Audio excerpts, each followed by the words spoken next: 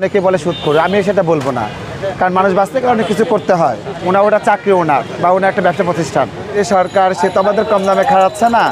এখন 84 টাকা কেজি চাল কিনে খেতে হয়। বিএনপি সরকার ছিল তখন খেতাম 20 টাকা 25 টাকা উপরে খেয়েছি 35 টাকা কেজি চাল কিনে। 5 বছর চাবো না, 5 বছর বলবো না, সঠিক সময় একটা নির্বাচন হওয়া উচিত। কারণ হচ্ছে দেশের যে পরিস্থিতি, ঢালমান পরিস্থিতি এখন দেশে, কোথাও খুব ভালো, কোথাও খুব খারাপ।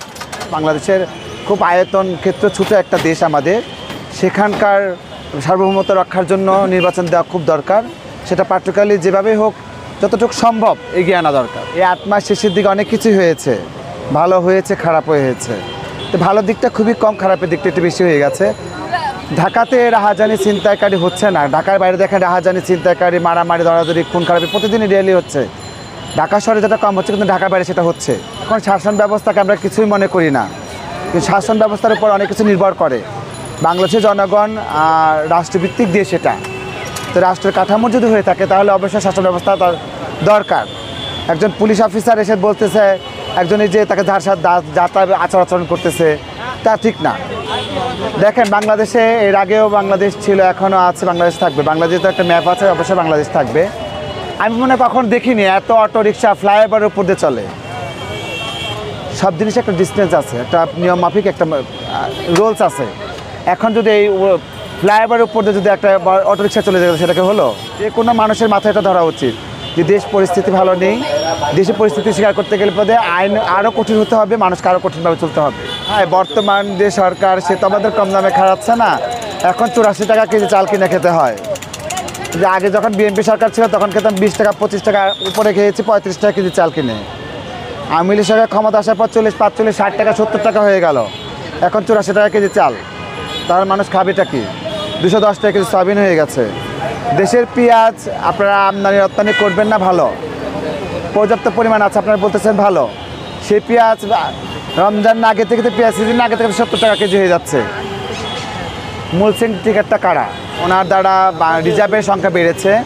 যেহেতু রিজার্ভের সংখ্যা বেড়েছে, তা প্রেক্ষাপটে বাংলাদেশে তো রিজার্ভ দিয়ে চলে, যেহেতু যে কোনো রাষ্ট্র রিজার্ভ দিয়ে চলে, রিজার্ভ না থাকলে সে দেশ অচল হয়ে যায়।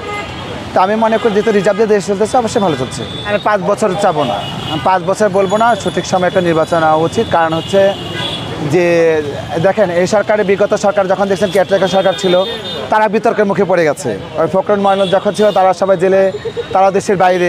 আমি চাই না যারা এখন দেশ পরিচালনা করছে তাদের এই অবস্থা হোক। তারা সঠিক সময় একটা নির্বাচন দিয়ে সঠিক মানুষের হাতে দেশটা পরিচালনা করবে। ভালো মানুষের হাতে দেশ পরিচালনা হচ্ছে, আমি সেটা মনে করি। অনেকে বলে সুদ করে, আমি সেটা বলবো না, কারণ মানুষ বাঁচতে গেলে অনেক কিছু করতে হয়। ওটা চাকরি ওনার বা ওনার একটা ব্যবসা প্রতিষ্ঠান, তাই না?